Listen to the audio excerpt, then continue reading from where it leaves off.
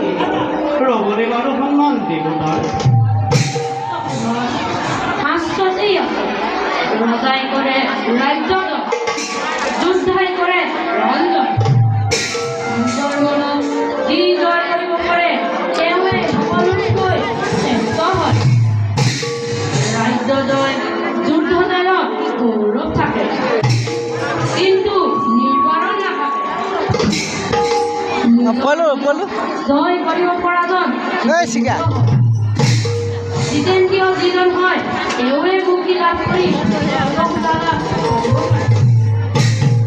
এনে গৃহৰ ৰহস্যৰ কথা বুজিও কিয় বা দেৱতাৰ ওপৰত জেদভাৱ আপুনি উচিত কথাকে কৈছে কিন্তু এনে লাগে মোৰ অচিৰেই গৈ যেন সৰ্বপৰিহাই কৰ্মদেৱতা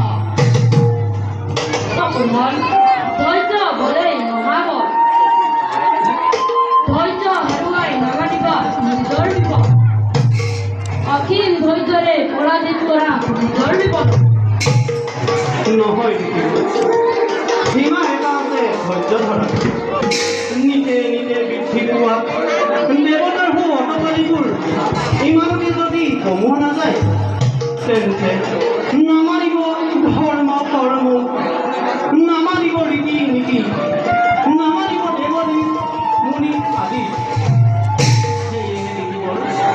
মই এইবাৰ এক মহাযজ্ঞৰ পৰিমাণ যি যজ্ঞত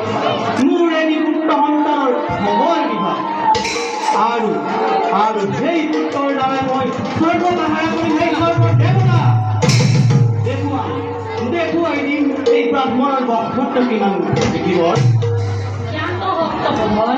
ক্ৰোধত ভগৱতী হৈ নকৰিব হিংসাৰ প্ৰতিশোধ হিংসাৰেই নহয়